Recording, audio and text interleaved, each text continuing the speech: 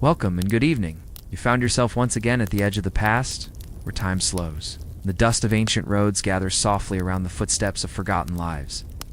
Tonight, we leave behind the familiar and travel eastward across the mountains, past the steppes, and into the vast, dry heart of the Gobi Desert. This is not a tale of empires or emperors, not yet. We begin instead with the quiet rhythm of hooves and the grumbling of camels, stubborn, necessary, and endlessly resilient. You are no prince or explorer tonight. You are a herder worn by wind and worry. The Gobi is your home, but it is not your friend. Let your eyes grow heavy as we begin this long, dry journey. We'll walk the empty places, not to conquer them, but simply to endure. Imagine yourself waking beneath a rough wool blanket, its edges stiff with dust, its folds crusted with last night's frost. The wind outside your felt tent is already a... Imagine now, a moment long before maps were drawn with certainty, for the Silk Road had a name before the cities of the West had ever heard whispers of silk or jade there, was a man sent eastward from the heart of Han China, tasked not with conquest but with connection. His name was Zhang Qian, and though his steps were few compared to those who came after him, they were among the most important steps in history. Let us begin slowly, at the Han court in Chang'an, where our story unfolds like the early morning mist. It is the 2nd century BCE. The Han Empire is growing, stretching its limbs along rivers and plains. But the empire is also uneasy, surrounded by powerful enemies, most notably the Xiongnu, the nomadic horsemen of the northern steppes. The Xiongnu raid the borders, take prisoners, disrupt trade, and remain to the Han, a shadowy and formidable presence. But the Han emperor at the time, soft pause, let the wind return, gentle, steady. So next time you think of the Silk Road, don't imagine only silk or gold. Imagine a lone man hunched beneath the desert sun, walking westward, uncertain of what lies ahead, but determined to see it. He didn't bring back an army, he brought back a map, and that changed everything. Imagine walking into the desert, not just any desert, but the wide, wind-polished stretches of the Taklamakan unforgiving ocean of sand in Central Asia. The sun is high and pale.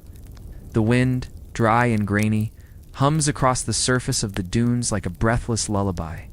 And beneath your feet, hidden beneath layers of dust and centuries, lie places where people once lived, where sandals pattered over wooden floors, where merchants haggled, where scrolls were read by lantern light. These are the lost cities of the Silk Road desert outposts like Nia, Lulen, Mern, and others. Their names are barely remembered now, but once. They stood like tiny stars on a vast trade constellation, small but vital lights flickering along the edge of the empire. Let us begin with one, Naya Nia. Located in what is now the southern edge of the Taklamakan Desert in Xinjiang, China, was not a city of grandeur. It had no vast temples of marble, no tall towers or echoing forums. But it had something else life. It was a small oasis town, nourished by the trickling flow of glacier-fed rivers and shaded by rows of poplar trees. Round it, fields of millet and barley bloomed, coaxed from the sandy earth by skillful irrigation. The houses were modest, built of timber, clay, and straw, many with wooden beams and reed-lined roofs.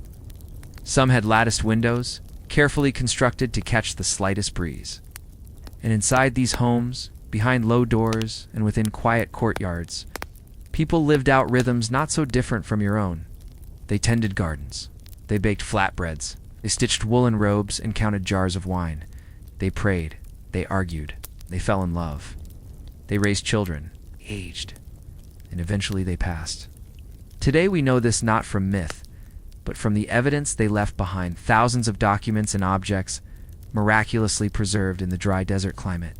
In the early 20th century, archaeologists such as R.L. Stein, the British-Hungarian explorer, wandered into the ruins of Naya. What they found was astonishing. Scattered across the dusty floors of decayed homes were wooden tablets and paper scrolls, written in Kharosthi scriptan, ancient writing system used across Central and South Asia. These documents detailed legal disputes, tax records, contracts, and letters. One man requested compensation for a donkey that had died. Another sought repayment of a loan. A woman filed for divorce. A soldier recorded his salary. A landlord itemized his grain stock. The voices of the past, captured not in marble or gold, but in ink and practicality. Some of the scrolls were tied with strings, sealed with clay, their edges marked by careful thumbprints. These weren't grand declarations, they were fragments of everyday life. And in their ordinariness, they become extraordinary. They tell us that Naya was not isolated, but connected. Merchants passed through on their way to India and Persia. Buddhist monks lingered, bringing with them fragments of scripture and painted icons. Roman glassware and Chinese silk met here, handled by hands that had never seen Rome or Chang'an. Yet for all this liveliness, Nia vanished. Not all at once, not in flames or conquest, but slowly. The rivers shifted, perhaps due to climatic changes or overuse. The irrigation channels dried, crops failed. The population thinned. By the 4th century CE, Nia was mostly deserted. Wind covered the courtyards, sand filled the windows, wooden posts warped in the heat. Scrolls and shoes and combs and beads were buried, not destroyed, just forgotten. Lulen met a similar fate. Once a thriving hub on the northeastern edge of the Tarim Basin, Lulan was strategically placed along a bend of the now dry Lopnor Lake. Its population dealt in trade and tolls, welcoming caravans and collecting customs, but like Nia, it too faded when water disappeared.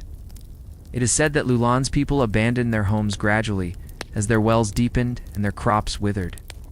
By the time explorers reached its remnants centuries later, they found only wind-scoured timber, bronze arrowheads, and the bones of a once thriving community. And then there is Mern, another oasis town once occupied by a Buddhist monastic community. Among its ruins were discovered beautiful murals, Buddhist stucco sculptures, and monastic texts. The paintings bear faces with large eyes and flowing robes, blending Indian, Central Asian, and even Greco-Roman influences, a stunning display of cultural fusion. In the solitude of Mern, one can almost hear the soft chants of monks echoing off crumbling stucco walls, on the rustle of robes as they walked narrow cloisters. Time passes slowly in such places. These cities did not fall by sword, but by sand, yet they leave us with a puzzle. Why here? Why such life in such desolation? The answer, of course, is the Silk Road. These cities existed because the caravans came. When the caravans stopped, when routes shifted, when rivers dried, when empires rose and fell, the towns simply disappeared. But even in their disappearance, they whisper. In fragments of pottery, in wooden hair combs, in accounts of missing goats, in broken promises, in sandals carefully placed beside hearths, in the careful press of fingers against sealing wax. They remind us that history is not just in triumphs, nor just in monuments, but also in the quiet dailiness of being. Imagine now, not a dusty trail, nor a wind-swept ridge, but the heavy wooden doors of a stone courtyard creaking open. Ow. You step inside and are met not by silence, but by the soft echo of hooves, the gentle chatter of voices in many tongues, and the low hiss of a kettle warming over coals. Above, the sun has been left behind, where here within tall clan brick walls there is a tranquil coolness. This is a caravanseria resting station for travelers, traders, herders, and pilgrims on the Silk Road, and this particular one belongs to a wealthy merchant or noble, someone who has turned the hardship of travel into a quiet form of prosperity. The caravanserai was a kind of inn, but also a fortress. They were usually rectangular compounds with thick walls, one entrance, and an interior courtyard surrounded by rows of rooms. The walls were designed to protect against both the weather and the possibility of thieves or bandits. Within, there were places to stable camels and horses, rooms to sleep, areas to cook, and often even shrines or prayer corners. Some were grand, others modest. All were essential. The owner of such a place did not live in a common room. They had their own private quarters, often located in an elevated corner overlooking the courtyard. From a wooden balcony, they could observe the arriving caravans, monitor the pace of work, and enjoy a rare kind of stability in a transient world. Life for this owner was structured, but not necessarily leisurely. They were a manager, a host, a logistician, and a diplomat. Each caravan that arrived brought with it needs to be met space for animals. Clean water, warm food, assistance with repairs, sometimes even a scribe to help with letters or contracts. The owner maintained relationships with regional officials, tax collectors, supply vendors, and caravan masters. Every night, the books had to be balanced. Every morning, stock had to be counted, and yet, their life also held comforts. Their food was more varied. Their robes were cleaner. Their sleeping mats were thicker, and they could afford incense to keep insects at bay. They had servants and staff, and often lived with family spouse, children, perhaps a sibling or two. They might begin their morning early, sipping a mild fermented milk or warm tea, watching the servants sweep dust from the courtyard. Then came the bustle, counting livestock, checking cargo tags, resolving small disputes between guests. Afternoons could be slower, quiet meeting with a passing scholar, pause to review new spices, some with names almost too strange to pronounce. And later, a meal of lamb or lentils, flatbread baked hot and dusted with salt, figs, or dates, depending on the region. Evenings were often the most peaceful. Lamps were lit. The gates closed for the night. Soft music might rise from travelers' tents, and in the upper room of the caravanserai, the owner would recline on a low divan, maybe tracing patterns into the clay wall with a finger. Letting the sounds of distant voices settle into a background murmur, their life was not entirely safe. Even the wealthiest owner was vulnerable to political changes, to war, or to drought. An altercation with the wrong group of travelers could have lasting consequences. If a river dried, if a mountain pass was closed, the traffic could vanish overnight. But within the compound, for a time, there was control. Some owners collected manuscripts or traded for small luxuries: a silk pouch, piece of fine porcelain, a ring carved with a foreign symbol. They might receive letters from far-off cities, Bukhara, Kashgar, Merverton, in looping scripts they couldn't read, but had someone to translate. And when no caravans came, the days were spent maintaining the walls, patching the gates, and waiting. Their children were not raised in tents, but in stone rooms. They learned to count weights and measure grain. They were taught respect for the elderly and suspicion of untagged cargo. They grew up hearing stories of travelers who had crossed 10 deserts, or survived storms near the mountains of Tibet. But perhaps they also knew loneliness. For though the compound was full of life, it was a transient life. Faces changed weekly. Stories came and went. Only the owner and their family remained. A guest might arrive with tales of new rulers, new goods, new religions. The next day they were gone.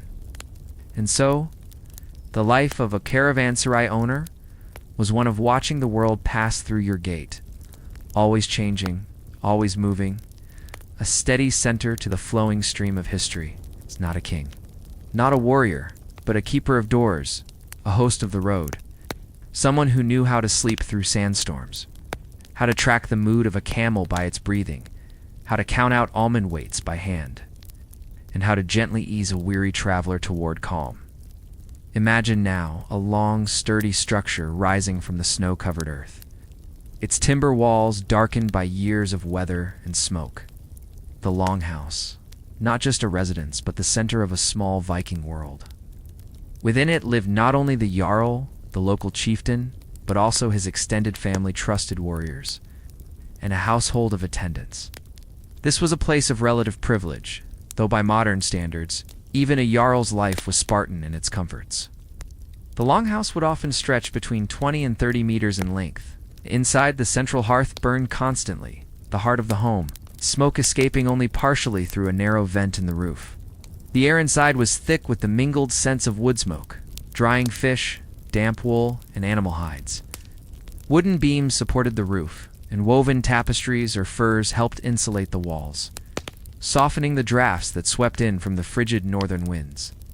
At one end of the longhouse, the Jarl might sit upon a carved wooden high seat, slightly raised, symbolizing authority. He would preside over feasts and decisions, his presence commanding, yet bound by custom and community expectation. Wealthier than the farmers and fishermen, the Jarl's table would be stocked with a broader variety of food, perhaps cured meats, imported goods, such as wine or spices from trade, with the franks or finely crafted drinking horns passed from hand to hand. Yet meals still depended on the season, the weather, and the risks of shipping across stormy seas. Imagine yourself as a guest, seated along the longhouse bench. The fire crackles at the center, and across the room, a skald, a Viking poet, begins to recite. His voice is rhythmic, steady, weaving tales of Odin and Thor, of brave deeds and distant journeys. This was how history, law, and honor were preserved, not in books, but in memory and verse, passed down through generations. Despite the warmth and ceremony, the Longhouse was no palace. In the same room where mead was shared and politics debated, men, women, and children slept. Some had bedding of straw and sheepskin. Others lay close to the hearth for warmth. Chickens and goats might even wander in during winter. Privacy was scarce, life was communal, and every creak of the timber or gust of wind overhead was shared by all who lived beneath the same roof. Beneath this veneer of comfort was the Jarl's role as a military leader and lawgiver. He settled disputes, negotiated with neighboring Jarls, and organized defenses or raids. His power was deeply rooted in loyalty, not enforced from above, but earned through generosity, bravery, and wise stewardship. His household might also include foreign slaves, known as thralls, performing labor indoors and out. This was a fact of Viking society, uncomfortable but integral to its functioning. Among the family and retainers, one might find women of influence. A Jarl's wife, known as A, oversaw the domestic domain. She managed food storage, organized weaving and cloth production, and sometimes held the keys to household locks as a symbol of her authority. In sagas, Viking women are often portrayed with strength and dignity, and within the Longhouse, they commanded real respect. As the night deepens and the fire dims, the sounds of the Longhouse change.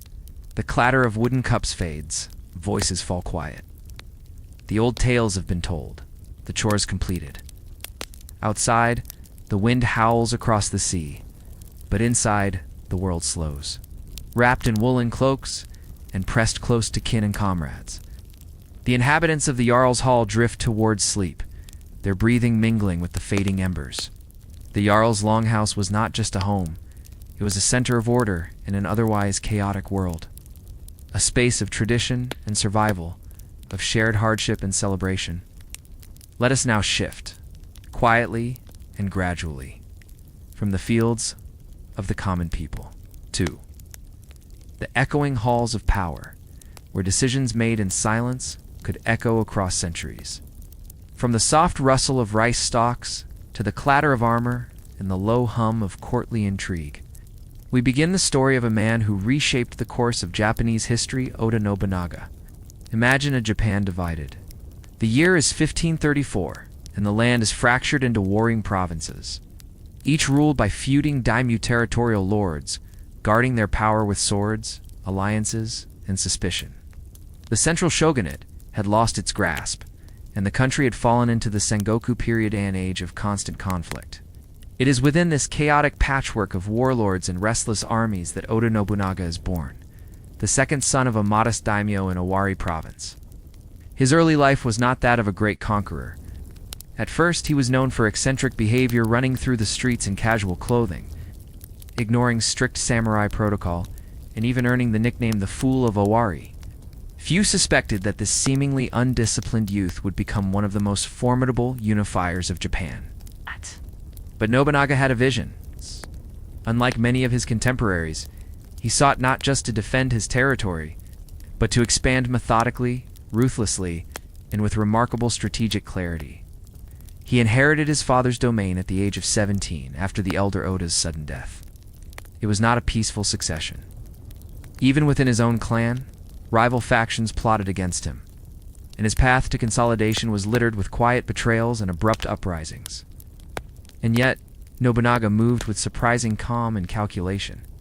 He secured his base through a combination of military precision and political flexibility, forging temporary alliances when needed and dismantling them when their purpose had been served. One of his earliest major victories came at the Battle of Okayazama in 1560. His forces were vastly outnumbered. The opposing Imagawa, Yoshimoto, had grown confident of an easy victory. But Nobunaga launched a surprise attack during a thunderstorm swift, silent and disorienting. The Imagawa army collapsed, and Nobunaga's legend began to rise. From that moment, the tide shifted. Nobunaga was not merely a skilled general, he was a keen observer of innovation.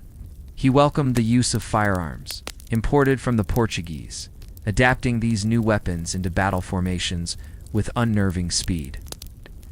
At the Battle of Nagashino in 1575, he famously deployed lines of arquebusiers or lagunas who fired in rotating volleys against mounted samurai, shattering the myth of invulnerable cavalry charges. As his power grew, so did his ambitions. He built fortified castles with stone bases unusual for the time and encouraged the growth of castle towns, expanding administrative control and drawing commerce and population under his rule. He also promoted trade and open markets, showing a preference for efficiency over the rigid hierarchies that defined a traditional Japanese society. But Nobunaga's path was never smooth. He faced strong resistance from Buddhist monastic orders that held military power, particularly the warrior monks of the Enryaku-gi Temple and the Ikokai Leagues. These sects were not merely religious institutions, but political powers in their own right, often commanding entire armies.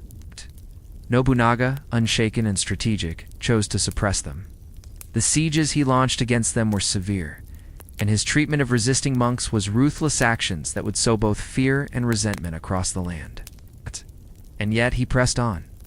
By the 1580s, Nobunaga had effectively controlled much of central Japan. The unification of the country under a central authority seemed within reach, but fate, as ever, moves quietly in the margins. In 1582, while staying at the Temple of Honnoji in Kyoto, Nobunaga was betrayed. One of his own generals, Akechi Mitsuhide, launched a sudden and treacherous attack. Nobunaga, caught unprepared and with few guards, was forced to retreat into the temple as it burned around him. There, in the flickering shadows of collapsing beams and ash-choked air, he chose not to flee, but to die by his own hand a quiet end to a man who had dominated the age of chaos. His body was never found. His ambition would outlive him, however. His general Toyotomi Hideyoshi would avenge him and continue the unification of Japan. But the foundations, the strategy, the ruthless determination to turn disorder into order all, had been laid by Nobunaga. And so in the stillness that follows this telling, you might imagine him standing on a rise above a misty battlefield, his armor weathered but gleaming faintly, gazing toward a land not yet at peace, but closer than it had ever been. He was a man of contradictions, disciplined, yet unpredictable, cruel, yet visionary. And though he did not live to see his work complete, his legacy would echo for centuries to come. Ow. Let us leave the realm of conquest and betrayal behind. Let us return to the earth and to the past where secrets lie buried beneath soil and sand. As we begin our next segment, we turn our attention to the silent remnants of rural life, the lost shrines, forgotten names, and quiet mysteries of old village Japan. Imagine now a long, sturdy structure rising from the snow-covered earth, its timber walls darkened by years of weather and smoke. The longhouse, not just a residence, but the center of a small Viking world. Within it lived not only the Jarl, the local chieftain, but also his extended family, trusted warriors, and a household of attendants. This was a place of relative privilege, though by modern standards, even a Jarl's life was Spartan in its comforts. The longhouse would often stretch between 20 and 30 meters in length. Inside, the central hearth burned constantly, the heart of the home, smoke escaping only partially through a narrow vent in the roof. The air inside was thick with the mingled scents of wood smoke, drying fish, damp wool, and animal hides. Wooden beams supported the roof, and woven tapestries or furs helped insulate the walls, softening the drafts that swept in from the frigid northern winds. At one end of the longhouse, the Jarl might sit upon a carved wooden high seat, slightly raised, symbolizing authority. He would preside over feasts and decisions, his presence commanding, yet bound by custom and community expectation. Wealthier than the farmers and fishermen, the Jarl's table would be stocked with a broader variety of food, perhaps cured meats, imported goods, such as wine or spices from trade, with the franks or finely crafted drinking horns passed from hand to hand. Yet meals still depended on the season, the weather, and the risks of shipping across stormy seas. Imagine yourself as a guest, seated along the longhouse bench. The fire crackles at the center, and across the room, a skald, a Viking poet, begins to recite. His voice is rhythmic, steady, weaving tales of Odin and Thor, of brave deeds and distant journeys. This was how history, law, and honor were preserved, not in books, but in memory and verse, passed down through generations. Despite the warmth and ceremony, the Longhouse was no palace. In the same room where mead was shared and politics debated, men, women, and children slept. Some had bedding of straw and sheepskin. Others lay close to the hearth for warmth. Chickens and goats might even wander in during winter.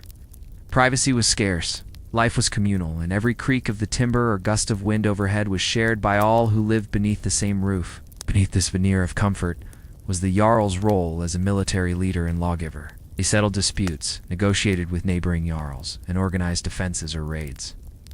His power was deeply rooted in loyalty, not enforced from above, but earned through generosity, bravery, and wise stewardship.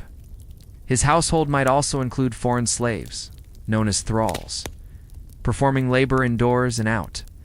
This was a fact of Viking society, uncomfortable but integral to its functioning. Among the family and retainers, one might find women of influence.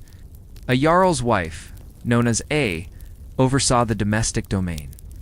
She managed food storage, organized weaving and cloth production, and sometimes held the keys to household locks as a symbol of her authority. In sagas, Viking women are often portrayed with strength and dignity, and within the Longhouse, they commanded real respect. As the night deepens and the fire dims, the sounds of the Longhouse change. The clatter of wooden cups fades, voices fall quiet. The old tales have been told, the chores completed. Outside, the wind howls across the sea, but inside, the world slows. Wrapped in woolen cloaks and pressed close to kin and comrades, the inhabitants of the Jarl's Hall drift towards sleep, their breathing mingling with the fading embers. The Jarl's Longhouse was not just a home, it was a center of order in an otherwise chaotic world. A space of tradition and survival, of shared hardship and celebration.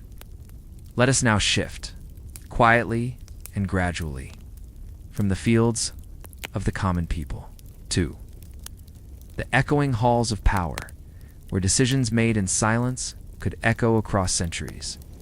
From the soft rustle of rice stalks to the clatter of armor and the low hum of courtly intrigue, we begin the story of a man who reshaped the course of Japanese history, Oda Nobunaga.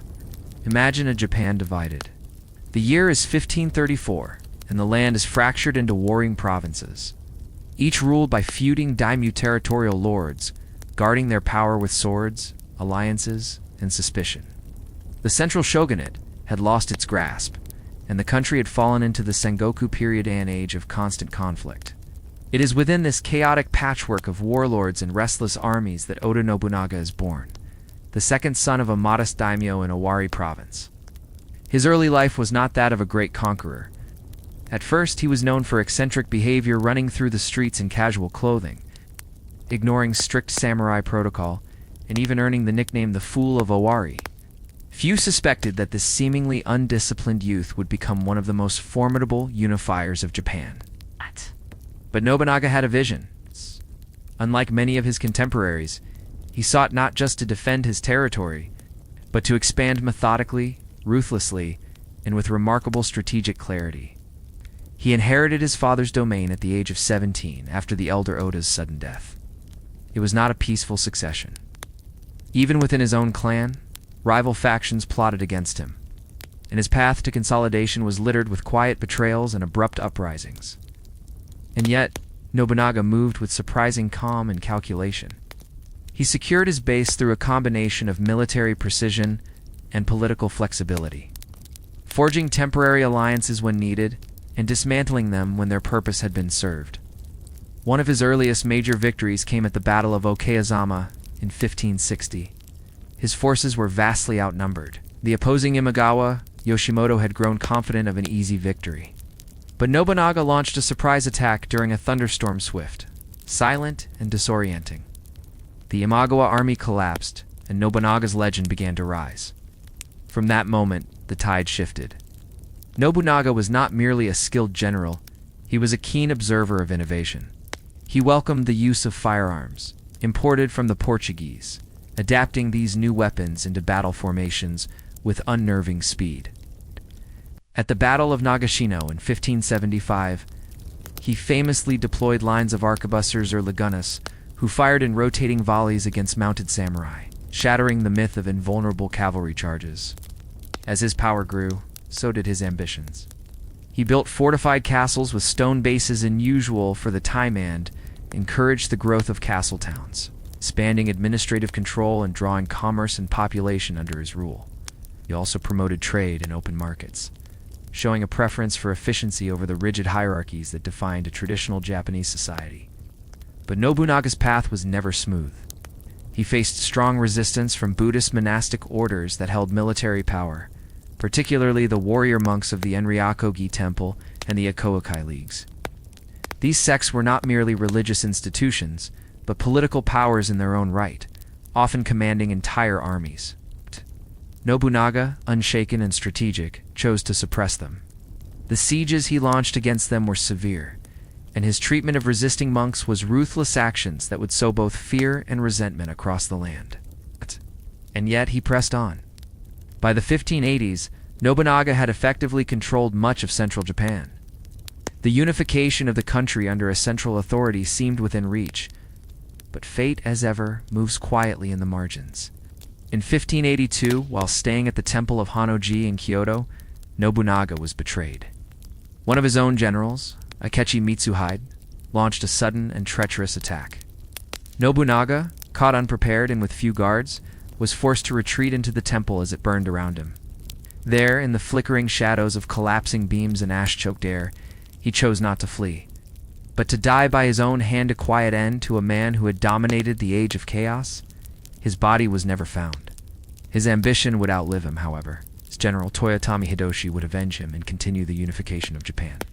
But the foundations, the strategy, the ruthless determination to turn disorder into order all, had been laid by Nobunaga. And so in the stillness that follows this telling, you might imagine him standing on a rise above a misty battlefield, his armor weathered but gleaming faintly, gazing toward a land not yet at peace, but closer than it had ever been. He was a man of contradictions, disciplined, yet unpredictable, cruel, yet visionary. And though he did not live to see his work complete, his legacy would echo for centuries to come. Let us leave the realm of conquest and betrayal behind. Let us return to the earth and to the past where secrets lie buried beneath soil and sand. As we begin our next segment, we turn our attention to the silent remnants of rural life, the lost shrines, forgotten names, and quiet mysteries of old village Japan. In the quiet places where the mountains meet the plains and the forest creeps in close to the paddies, lie traces of lives once lived. You wouldn't know to look for them. They are not grand or towering. They're not carved with marble or made to endure great floods or fire. But if you wander the overgrown paths that twist through the hills and valleys of rural Japan, and if you look closely enough beneath the moss and leaves, you might stumble upon them. A few stones in a circle, a half-buried wooden post, the faintest outline of a torii gate crumbling in the undergrowth. These are the forgotten shrines of rural Japan's mall. Humble places of devotion tucked into the corners of long-vanished villages. They are markers not just of faith, but of identity, of community, and of the rhythm of daily life under the Tokugawa shogunate and beyond. Let's begin, gently, by imagining the scene as it might have once been. A narrow path winds between rice paddies, the earth damp beneath your feet. So on either side, the green stalks sway softly in the breeze, their tips just beginning to turn golden. A thin mist lingers at the base of the hills. As you reach the edge of the cultivated land, the trail bends into a grove of cedar tree stall, quiet, smelling faintly of sap and earth. Here, tucked among the trees, stands a simple shrine. Its roof is made of wood and thatch. Its torii gaida, kind of spiritual threshold. It's modest, flanked by 2 stone lanterns, now worn smooth by rain and wind. There may be a small bell. There may be a weathered offering box. The air is cooler here, and even the birds seem to sing more softly. This was once the heart of the village's spirit life. Shrines like this were not just religious centers. They were woven into the calendar of everyday life. Seasonal festivals, such as the rice planting rites in spring or the Oban ceremonies of summer, evolved around them. Families would bring offerings of sake, rice, or salt. Children played in their shadow. Elders paused on their way back from the fields. Names of the ancestors were whispered here, and prayers for protection, good harvests. And family health floated on the incense smoke that drifted gently into the forest. But over time, the rhythm of the countryside began to shift. As Japan modernized, particularly in the Meiji and post-Meiji eras, small villages began to disappear. Some were abandoned due to economic hardship. Others were slowly absorbed by growing towns or displaced by development projects. Few faded quietly as their young people left for factory jobs or schooling in cities, never to return. And the shrines, many of them were left behind. Archaeologists and local historians have spent years quietly cataloging these remnants. In regions like Tohoku or the mountain valleys of Chubu, teams of researchers, sometimes joined by local volunteers, follow old maps and oral histories. They use hand tools, no heavy machinery, to gently uncover stone foundations, wooden relics, and the faded calligraphy of votive plaques. In one case, near the former site of a village in Nagano Prefecture, an excavation revealed a shrine buried under several feet of soil. The structure itself had collapsed, but beneath it lay dozens of small wooden tablets where villagers once wrote wishes or prayers. Though many were worn or illegible, a few could still be read.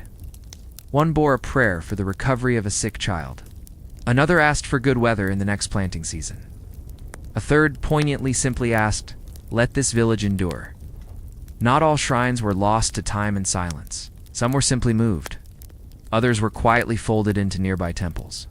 Still others, though technically abandoned, are still visited by elderly former residents who make yearly pilgrimages, cleaning the grounds, placing fresh offerings, and remembering. The spiritual architecture of Japan has always been deeply intertwined with the land itself. Shinto, the native faith, is not a religion of scriptures or centralized worship. It is rooted in kami spirits that reside in mountains, rivers, trees, and yes, in places. A shrine marks the presence of something sacred, often connected not to grand cosmic deities, but to very local forces. A spring that never dries, a hill that protects the crops from wind, a rock where a fox was once seen. To lose a shrine is not merely to lose a building. It is to forget the particular sacredness of a specific place. And yet in some ways the land remembers. Researchers have found that even after centuries, the locations of old shrines often retain an uncanny stillness, atmosphere of reverence. Local children who play in these areas often treat them with quiet respect, even if they don't know why. Travelers report a feeling of calm or slight unease, depending on the season, the weather, the light. In the stillness of early morning, a faded stone fox might seem to watch you from the undergrowth. On a summer night, a soft wind might stir the leaves above what was once a sacred gate. The names of the ancestors may be gone, the records may have burned, but the shape of the spirit lingers. Imagine now that you are resting there, not in fear or reverence, but in peace. The stones are warm from the sun. The moss is soft under your fingertips. You hear no cars, no phones, no voices, only the quiet hum of insects and the faint trickle of a stream somewhere nearby. You are sitting in the traces of memory, surrounded by the invisible weight of time. Let that sense stay with you as we gently move on. Next, we leave behind the rural countryside and enter the polished, formal world of those at the top of the Tokugawa hierarchy, a world of creaking floorboards, meticulously swept gardens, and households ruled by Bushidowana, duty and control. Now, we step softly away from the weathered fields and moss-covered shrines of the countryside, and into the quiet halls of a samurai's home. Imagine yourself standing just outside a well-maintained residence within a castle town during the Tokugawa period. The garden in front is not grand, but it is elegant gravel, carefully raked into calm ripples, a few artfully placed stones, and a pine tree whose branches stretch with a deliberate asymmetry that only appears effortless. This is not the world of swords clashing on battlefields. The long-warring centuries of Sengoku are over, and the great lords have made peace beneath the rule of the Tokugawa shogunate, and with peace comes paperwork. The samurai of this era, while still bound by a rigid code of honor, have largely traded their swords for ink brushes. Their days are spent in service to their lords, managing rice stipends, drafting correspondence, recording household accounts, inspecting goods, attending formal meetings. In short, administration. Ba-ta-ta. The house you are entering belongs to a mid-ranking samurai official. Not a daimyo, not a foot soldier. Someone respectable, disciplined, and above all, organized. Step through the wooden gate, remove your sandals. The wooden ingawa creaks faintly underfoot. Inside, the air is clean and cool, and smells faintly of tatami straw and cedar.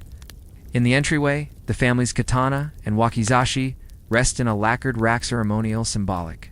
Though technically required to be carried when outside, the swords here have not seen blood in generations. Still, their presence anchors the identity of the household. The rooms are partitioned by sliding shoji screens, allowing sunlight to drift in softly. There is no furniture as we know it, just cushions, low writing tables, and scrolls on display. Each element has its place. The emptiness is not lack, but balance. Let's observe the rhythm of a typical day. In the early morning, the samurai rises with the sun, kneels before the family shrine, and offers a brief, quiet prayer to his ancestors. Breakfast is simple steamed rice, pickled vegetables, a miso soup prepared by household staff or his wife, depending on the size and wealth of the family. Afterward, he dons his kamishimo formal dress of stiff-shouldered overgarments and departs for the local Han office, where his work begins. He might review tax reports from village officials, oversee construction of a storehouse, or inspect rice delivery ledgers. He writes slowly, deliberately, with a brush and inkstone. The pace of this world is unhurried, but never idle. The home, meanwhile, is not still. His wife supervises the domestic order of the household, managing the food supplies, directing the servants or attendants, overseeing children's education in calligraphy, etiquette, or music. If the household is well-to-do, they might keep a tutor or a skilled artisan residence, perhaps a poetry teacher, painter, or even a retired swordsmith. Children of the house are raised with solemn discipline. Boys are taught the Confucian classics, sword forms with wooden blades, and moral instruction through parables and case studies. Girls learn domestic arts, as well as proper conduct, formal speech, and sometimes musical skills like koto or shamisen. And yet, for all the formality, there is also warmth. In the afternoon, the family may gather for Chanoy Yutha tea ceremony. Here the father teaches not through commands, but through presence.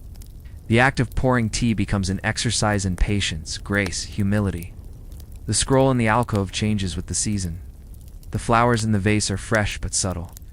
Everything, every angle, every motion is intentional. Evenings are quieter. The father returns and may read by candlelight often histories or poetry. Sometimes the family might play a game of Go or tell stories. The house fills with the low hum of crickets, the smell of burning pine, the sound of wooden chimes outside. Their lives are not leisurely, but measured. Not luxurious, but precise. Honor is upheld not only in battle, but in how one behaves at the dinner table, in how one bows, in how debts are paid, how grievances are endured, how duties are fulfilled quietly without spectacle. It is also a life full of limits.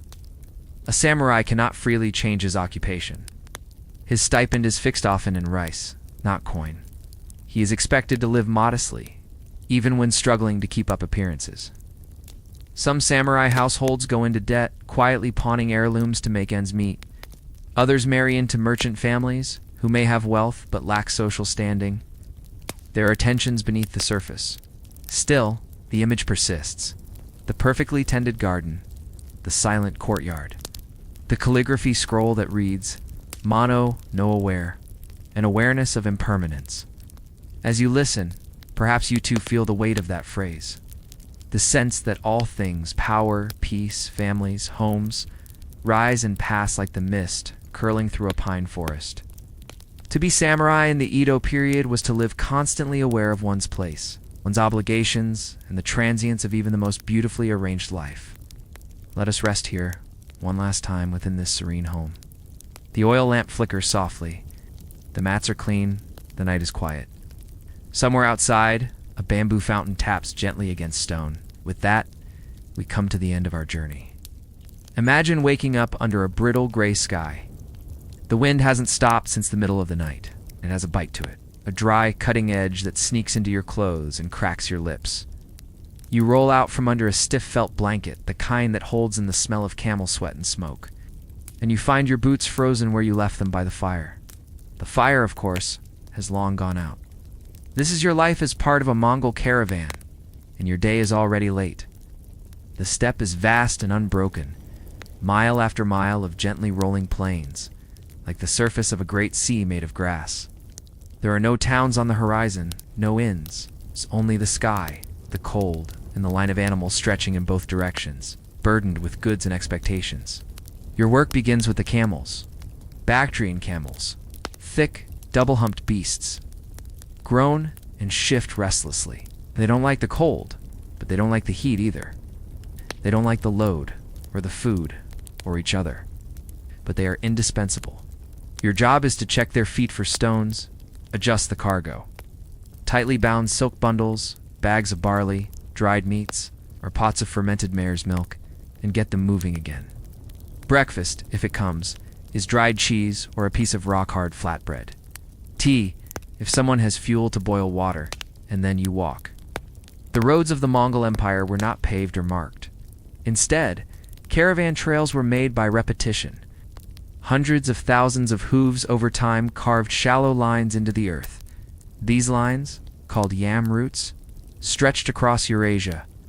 Every 30 to 40 kilometers, in ideal cases, there was a way station, a yam station, where fresh horses and basic supplies might be found. But not all were reliable. Some had been ransacked by bandits. Some were empty. Others had been claimed by local warlords who demanded tolls, bribes, or worse.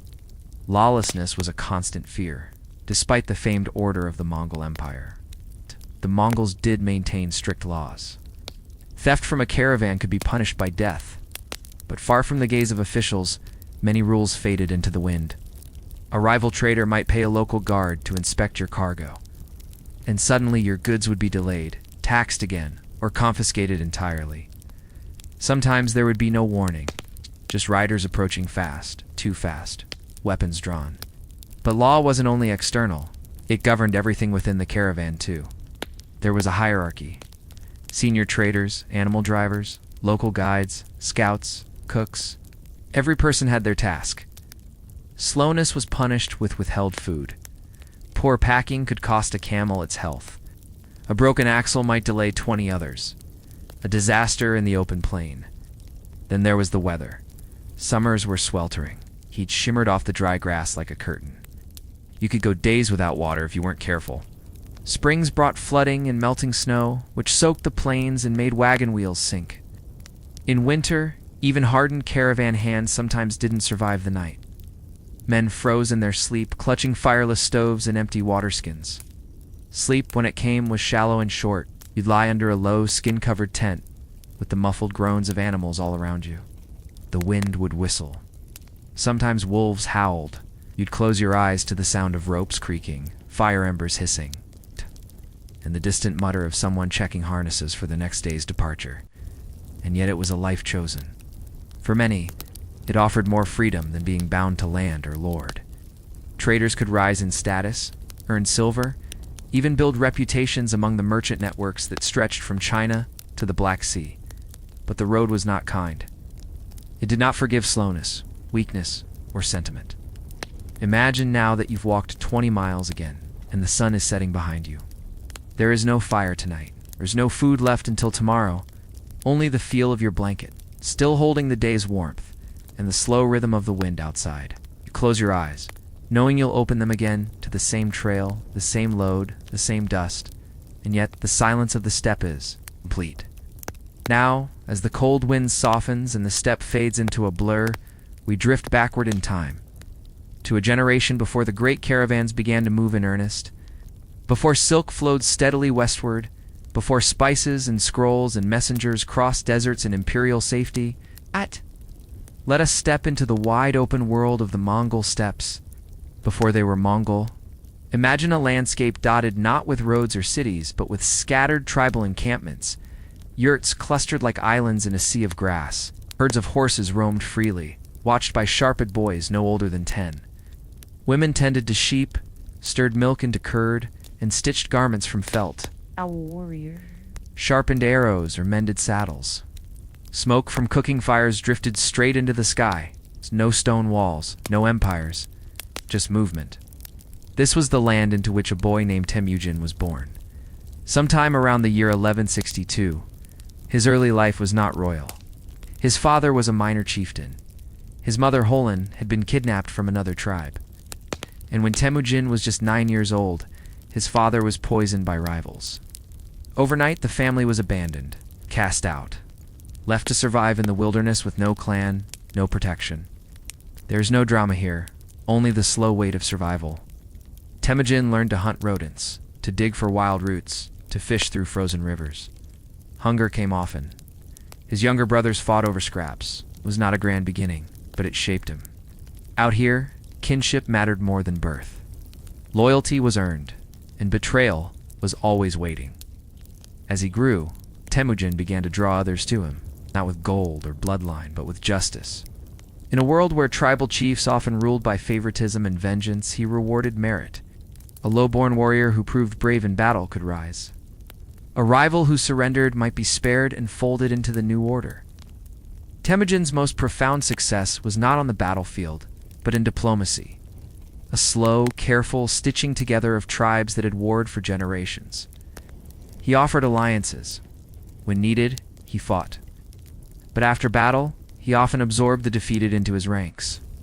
He broke traditional lines between clans and reorganized his army into groups of 10, 100, 1,000, drawing warriors from different backgrounds together. It was structured, efficient, and deeply unsettling to the old ways. Eventually, the great council of steppe leaders, the Kurultai, met, and Temujin was named Genghis Khan, the universal ruler. This was not a coronation with golden crowns or cathedral bells. It likely took place on the open plain. Horses were tied, meat was roasted. The sky was vast above them, and a new power had begun to rise. Genghis Khan's genius wasn't just in conquest, it was in order. The Yasa, his code of law, reached into every part of life. From military conduct to marriage customs, from trade routes to theft, the empire moved toward unity.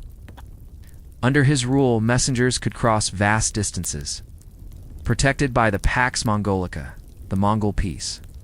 Caravans followed behind, walking the paths his armies had cleared. But the early years were turbulent. Genghis fought long campaigns against rival steppe tribes, the Merkits, the Naimans, the Tatars. Each victory was followed by regrouping, reorganization, and yet more alliance building. His soldiers lived simply, eating dried meat, riding day and night, sleeping in shifts.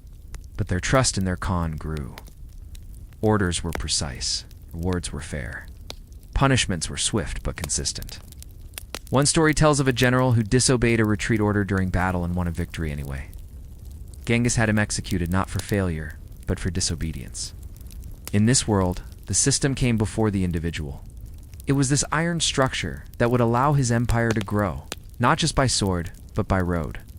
And slowly, the roads began to stretch outward. From these beginnings, from cold yurts and frozen rivers, would grow the largest contiguous empire the world had ever seen. From Korea to the Caspian Sea, messages would fly across the land. Laws would be read in many languages. Markets would open, and caravans, long, low, humming with wheels and camel breath, would find protection under the Khan's banner. That is still to come. For now, we leave the fires of the early Kurultai. The sky's dark again. The wind bends the grasses. And somewhere out there, under the stars, a caravan is already on the move, made possible by the hard, determined rise of a boy named Temujin. As the wind settles once more across the wide expanse of the steppe, we find ourselves moving westward and forward in time, gliding softly above the hoof-trodden trails and well-worn caravan paths until we come to a place that once stood at the heart of the known world, the city of Karakoram.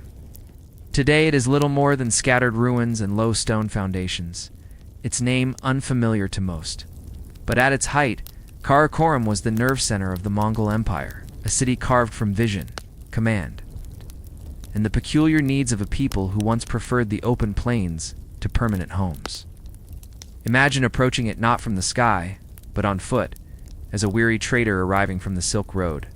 You've traveled for weeks through dust and frost, your camel swaying beneath the weight of lacquerware or spice. And then, in the distance, you see it. Walls of packed earth and stone, wooden gates, watchtowers. And beyond them, a city humming with quiet intensity. Built near the banks of the Orkhan River in what is now central Mongolia, Karakorum was founded around the year 1220 by Genghis Khan, though it was his son Gedai who truly shaped it into a capital. In a way, Karakorum was less about grandeur and more about function. It was not adorned like Baghdad or Beijing. There were no marble facades, no soaring minarets. Yet within its modest profile lay something remarkable. The convergence of cultures, creeds, and crafts from across the vast empire. You might first have seen the artisans. Chinese blacksmiths working alongside Persian tilemakers, Uyghur scribes hunched over scrolls, Muslim architects building mosques near Buddhist temples. There was even an Nestorian Christian church here, tucked within a modest quarter. In Karakorum, faiths did not clash. They coexisted, each with its space. There was a palace, too, built by Gedai Khan, a wooden structure supported by immense carved columns and surrounded by open courtyards. It was here that envoys from Europe and the Middle East came bearing tribute, letters, and gifts. Some came hoping for trade. Others came in fear. Yet the most curious part of the city was not its buildings. It was its function as a living repository of an empire on the move. Everything flowed through it: tribute from Kiev, silk from Hanzhou, spices from Samarkand, horses from the Altai. In a small city nestled in the grasslands, the world seemed to pass through in miniature. Much of what we know today comes not from local records, for the Mongols left few written traces in Karakorum itself, but from foreign visitors. One such traveler was William of Rubrek, a Franciscan friar from France. He journeyed to Karakorum in the 1250s, braving a long and weary path to observe the Mongol court. His writings paint a curious picture: a city small in stature, but diverse beyond expectation. Markets bustled with goods. Artisans labored with skill, and all the while the city remained a place of function, not display. A reflection of a culture that valued efficiency and mobility above stone permanence. And then, like many great cities of the past, Karakorum began to fade. Its decline was not swift, but steady. As later Khans shifted their capitals to other places, first to Khanbalik in China, Karakorum lost its prominence. It was sacked, rebuilt, and sacked again. In time, it fell into silence. The stones collapsed. The artisans moved on. Steppe began to reclaim the land. For centuries, Karakorum slumbered beneath the earth. Nomads passed nearby, unaware of what lay just beneath the soil. It wasn't until the 20th century that archaeologists began to dig in earnest, peeling back layers of turf and time. They uncovered smooth foundation stones, kilns, pottery fragments from as far away as Persia, an elaborate silver tree, once a mechanical fountain in the palace, designed to pour out various drinks from its branches, and roads simple packed earth paths that hinted at a once organized grid beneath the grazing fields. Even now, excavations continue. Much remains hidden. The earth is thick with centuries, and the steppe, so vast and quiet, does not easily give up its secrets. But Karakorum lingers, not just in stone, but in story. In the traces of horses' hooves pressed into clay, in the memory of a place that, for a time, was the center of an empire and the end of 1,000 journeys. And so we leave it again, as the last embers of a trader's fire fade into the chill dusk, and a caravan moves once more into the shadows beyond the city walls, bound for distant oases and dusty border towns. Now that we have wandered through the great emptiness of the steppe, ridden with the caravans, and brushed the dust off the buried stones of Karakorum, let us drift somewhere quieter still. And yet, in its own way, even more complex, we find ourselves stepping into the heart of power, the court of a Mongol Khan. But unlike the grand stone palaces of the Mediterranean or the golden halls of China's dynasties, the court of a Mongol Khan was rarely bound to one fixed place. More often, it moved, shifting with the seasons, migrating with the herds, setting up where grass was fresh and water plentiful. Yet wherever it settled, the camp of a Khan was unmistakable. Imagine it now, a vast sprawl of felt-covered gairs, or yurts, arranged in deliberate patterns across the plains. The largest one at the center, ringed by lesser dwellings, storage tents, and makeshift corrals. This was not a temporary cluster. It was a mobile city, guided by hierarchy, discipline, and ceremony. Inside the great central yurt, the Khan resided. The structure itself was a marvel, supported by painted wooden beams, its interior insulated against the fierce cold of winter and the blistering heat of summer. It smelled of leather, smoke, wool, and dried herbs. The ground was layered with thick rugs, perhaps dyed with indigo or madder root, and the inner walls were hung with tapestries, some gifted by foreign dignitaries, others stitched by the Khan's own kin. The court did not bustle with courtly fops or courtiers in silk. Instead, it moved with the quiet purpose of command. There were attendants, of course, women of the household, scribes, falconers, bodyguards. And there were cooks, stirring broths thick with millet, ladling fermented mare's milk into cups made of horn. Outside, horses nickered gently. Dogs dozed in the shade. Life in the Khan's court was not lavish in the way European courts were. It was austere, practical, yet it wielded immense power. Orders given here could change the shape of the world. You might picture a quiet morning. A Khan, still young but already seasoned in battle, sits cross-legged, sipping from a wooden cup. A messenger arrives. A rider from the south, face streaked with dust, bearing word of unrest on the frontier. Or perhaps a caravan has gone missing near the Altai Mountains. The Khan listens. He says little. Decisions are made not with flair, but with finality. And yet, despite the reputation of the Mongols as conquerors, daily life within this court was not dominated by war. There were rhythms here, slow, repetitive, almost meditative. The cycle of grazing and moving, the watching of the stars, the murmured chants of a shaman by firelight, the preparation of saddles, the mending of felt, slow boiling of sheep bones into broth. Children would play in the grass. Elder women would tend to spinning or sewing. Men would gather to train their horses, fletch arrows, or inspect tack. And above them all, the Khan and his advisors managed a realm stretching from the Caspian Sea to Korea. One curious role in the court was that of the Yamchi, officials of the postal relay system. The Mongol Empire's Yam system was astonishingly efficient. A message from the Khan's court could travel thousands of kilometers, passed from rider to rider, station to station, faster than nearly any other government could manage at the time. It was, in its way, the circulatory system of the empire, and its pulse began here. Religious tolerance also shaped life in the court. Within the same day, one might hear a shaman offering incense, a Buddhist monk muttering a prayer, and a Muslim scholar reciting scripture. The Khan did not impose a singular faith. He often received envoys from many religions, not out of spiritual devotion but strategic wisdom. Harmony in belief meant harmony in rule. It is worth imagining the quiet of nightfall in the court. The plains stretch out endlessly. A cold breeze stirs the tall grass. Inside the Khan's yurt, a fire crackles softly. Outside, the guards keep watch. Not just for enemies, but for wolves, for storm clouds, for shifting winds. Settles over the camp. This was not a life of ease, but it was one of profound order. Everything had its place, every role its purpose. And while the world beyond trembled at the mention of Mongol might, within these felt walls, there was routine, discipline, and silence. As dawn returned, the cycle would begin anew. Animals watered, councils held, letters dispatched, maps unfurled, and so the court endured, not in grand marble palaces or vast cathedrals, but in felt tents and firelight, under stars as ancient as the hills. Imagine a land marked by its ancient hills, olive groves, and scattered villages.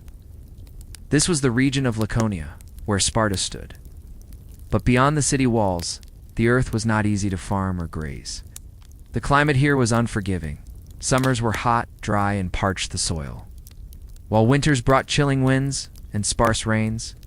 For those who herded sheep, goats, and cattle, the challenge was constant. The pastures were limited, often rocky and thin, making it difficult to find enough food for their animals. Water sources, like springs and small streams, could be unreliable, sometimes dwindling away in the long, dry summers. The rhythm of the herder's day began early, with the cool light of dawn filtering through the olive branches. You can imagine the soft bleating of goats and the lowing of cattle as the herders called them together, their voices calm but firm. Each day was a balance between searching for fresh grazing spots and protecting the animals from dangers, natural and human. Wolves prowled the hills at night, a shadowy presence. But perhaps more unsettling were the constant threats from neighboring tribes and even rebellious slaves. In Sparta, the enslaved helots made up a significant portion of the population. They were bound to the land and forced to work the farms and herds that fed the Spartan warriors. Their resentment simmered beneath the surface, occasionally erupting in raids or acts of sabotage against the landowners. Thus, herders not only guarded their flocks from wild predators, but also from human raids. The nights could be tense, with watchmen lighting small fires, their eyes scanning the dark hills, ever alert for movement. Food scarcity was a harsh reality. Crop failures caused by drought or poor soil could lead to famine. The Spartan state demanded tribute from its helot population, often in the form of grain or livestock, further stretching the fragile resources of the countryside. You might picture a herder's hands, calloused from years of labor, guiding tired animals over uneven ground, repairing simple fences, and carrying water in heavy jars from distant wells. The work was relentless, the reward small. Yet life pressed on in cycles, planting and harvest, birth and death of livestock, the slow turning of seasons. Festivals offered brief relief, times when communities gathered to honor gods, feast, and rest from toil. But even these moments were marked by Spartan discipline and modesty, never forgetting the harshness of the world they lived in. In the quiet hours of twilight, the herders might gather near a small fire, sharing stories in low voices, the stars above slowly brightening in the clear night sky. This was the harsh reality of herding in Spartan territory, a life shaped by nature as demands and the shadow of conflict. A life that required constant vigilance, endurance, and a deep connection to the land. Now let your mind drift from the rugged hills and herds of Spartan territory toward the narrow pass of Thermopylae, a place etched deeply into the memory of history. Here the story of Leonidas and his 300 warriors unfolds, not in the roar of battle, but in the steady rhythm of their determination and sacrifice. Imagine the sharp scent of pine trees mingling with the salty air drifting in from the nearby sea as the sun rises slowly over the mountain pass. The ground beneath is rocky and uneven, a natural bottleneck between the mountains and the waters of the Malian Gulf. Leonidas, king of Sparta, stands tall, yet calm, surrounded by his chosen warriors. These men, clad in bronze helmets and crimson cloaks, are not just soldiers, but a tightly knit brotherhood forged through years of shared hardship, rigorous training, and unwavering discipline. Their mission is clear, but daunting: to hold the pass against the vast invading army of Xerxes, king of Persia. Though outnumbered, their resolve is immense, born from a lifetime of Spartan rigor and loyalty. Picture the slow, steady breathing of the soldiers as they prepare. The metallic clink of armor, the soft rustle of shields being adjusted, the faint murmurs of final prayers whispered to the gods. Life in this moment is tense yet measured. There is no haste, only a focused calm, an understanding that the coming days will test not only their strength, but their very spirit. The battles that followed were brutal and relentless, but rather than focus on the clash and chaos, consider the experience of these men in the quiet. Moments between the fighting, the cold that seeped through their cloaks at night, the sharp taste of salt from sweat and sea spray, the weight of exhaustion pressing down as they stood watch in shifting shadows. Leonidas' leadership was marked not by grand speeches, but by example, steady, resolute, and dignified. His presence was a beacon of strength for his men who shared a bond deeper than mere comradeship. As the days passed, their small force became a symbol of resistance, a testament to discipline and sacrifice. The vast Persian army eventually overwhelmed them, and the battlefield became a somber scene of fallen warriors. Yet, even in defeat, the legacy of Leonidas and his 300 endured. Their stand inspired generations, echoing through history as a reminder of courage, in the face of overwhelming odds. Imagine the slow drifting of leaves and a gentle breeze over that ancient past today, a silent tribute to those who stood firm, their story quietly woven into the fabric of the land. As you let this story settle, feel the calm weight of endurance, the dignity found in steadfastness, and the peaceful acceptance that comes with understanding one's place in the vast flow of time. Now, let us step quietly away from the open fields and battle stories and move into the shadowed corners of Spartan society, where secrecy and silent watchfulness were part of daily life. Imagine yourself in the dim light of a late evening, as twilight gently fades into night. The air is cool, carrying the faint scent of olive trees and dry earth. The village is hushed, with only the soft crackle of distant fires and the occasional rustle of leaves stirred by a gentle breeze. Within this stillness, a secret group called the Cryptia moves unseen. They were young Spartan men, often those nearing the end of their rigorous military training. Stepping into a role shrouded in mystery and whispered about in the quietest of voices, the Cryptia served as both guardians and watchers. Their task was not to wage open battle, but to maintain control through vigilance and subtle influence. Their presence was a constant shadow over the Helot population, Sparta's subjugated serfs who worked the land and sustained the city-state's economy. Imagine the tense silence as a young Cryptia member slips silently through olive groves and rocky hillsides. Eyes alert, senses heightened, his footsteps barely disturb the dust, his breathing steady and controlled. The darkness is his ally. The moonlight filters softly through scattered clouds, casting faint silver outlines on the rugged terrain. The Cryptia's methods were not widely recorded, but what we do know suggests a somber responsibility. They were tasked with keeping the Helots subdued, using a mix of intimidation and covert surveillance. Their presence served as a reminder that rebellion could be swiftly and quietly quashed. While this secret police force ensured Spartan stability, it also cast a shadow of unease. The Helots lived under constant watchfulness, their lives entwined with the silent footsteps of these young men. The mystery deepens when we consider the lack of detailed records. The Cryptia's activities were whispered among Spartans and feared by others, leaving historians to piece together clues from fragments of ancient texts and archaeological hints.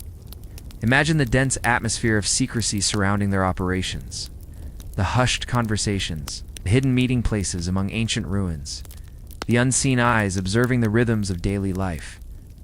In this quiet contemplation, notice the contrast between the open valor of the hoplites and the shadowed vigilance of the Cryptia. Both facets were essential to Spartan society, woven together like threads in a tapestry. As you let these thoughts drift slowly through your mind, feel the calm rhythm of watchfulness, the balance between strength and subtlety, and the quiet endurance of a society built on discipline and control. Now, let us gently shift our focus from the shadows of secrecy to the more familiar yet still disciplined world of Spartan aristocracy. Imagine yourself stepping into a sunlit courtyard within the walls of a sturdy, stone-built home, perched atop a gentle hill overlooking the rugged countryside. The air is warm, carrying the faint scent of freshly ground barley and smoke from a hearth fire. Around you, the sound of soft footsteps on packed earth mingles with distant laughter and the occasional clink of bronze vessels. Inside this household lives a Spartan aristocrat, a man of wealth, status, and responsibility. His family moves with the calm grace born of years shaped by the rhythms of Spartan life. Imagine the matron of the house, tending to her weaving loom, fingers steady as threads intertwine into fabric. Her gaze is serene, yet watchful, a balance of care and authority. Nearby, children play quietly, their movements contained but lively, learning early the values of discipline and endurance. Meals are simple, but nourishing, a porridge of barley, olives pressed to yield oil, and occasionally dried fish brought from coastal markets. Conversation is measured, reflecting respect for tradition and the weight of ancestry. The aristocrat himself begins his day before dawn, rising with the pale light to engage in physical training or to oversee the tending of family lands. His body is lean and strong, shaped by years of rigorous exercise and the expectation to lead by example. Yet despite the outward austerity, there is warmth here between family members, in shared stories told by firelight and in the quiet moments of reflection beneath the open sky. Imagine the feel of cool stone underfoot, the softness of woolen cloaks, and the gentle flicker of oil lamps as evening descends. Outside, the chorus of cicadas fades, and a tranquil stillness settles over the hills. The Spartan aristocrat's household is a world apart from the common folk and the secretive cryptia, yet it remains deeply connected to the same ideals of strength, order, and duty. As you picture this life unfolding softly around you, let the steady rhythm of Spartan days soothe your mind. The balance of discipline and domestic calm. The intertwining of hardship and carol, weaving together like the fabric on the matron's loom. In this gentle quiet, allow yourself to relax, to breathe deeply, and to feel the steady pulse of a world long past, yet softly alive in the stories we carry forward. As we slowly draw this journey to a close, imagine yourself resting beneath a vast, star-strewn sky. Perhaps the same sky that once stretched endlessly over the rugged hills and plains of ancient Sparta. The cool night air wraps gently around you, carrying whispers of distant pasts. We have traveled together through the hard lives of herders battling the harsh landscape, through the steadfast bravery of Leonidas and his 300 companions, into the shadows of the mysterious Cryptia, finally into the measured calm of a Spartan aristocrat's home. Each chapter reveals a world shaped by challenge and discipline, by endurance and quiet moments of connection. Life in Sparta was not easy, often marked by scarcity, strict order, and the ever-present demands of survival. Yet, amid the austerity, there was a profound rhythm. The rise and fall of days, the cycle of seasons, the unbroken thread of tradition passed from one generation to the next. As you lie here now, in the comfort of your own space, surrounded by the familiar softness of your bed, and the gentle hum of the present, let the contrast soothe you. The hardships of ancient Sparta, though real and often harsh, belong to a time far removed from this peaceful moment. Feel the steady calm of your breath. Imagine the distant hills fading into the twilight, the echoes of old lives gently quieting. With each slow breath, you move closer to rest, safe, warm, and free. Thank you for joining me on this tranquil exploration of Spartan life. May the quiet strength and enduring calm of the past guide you softly into sleep. Good night.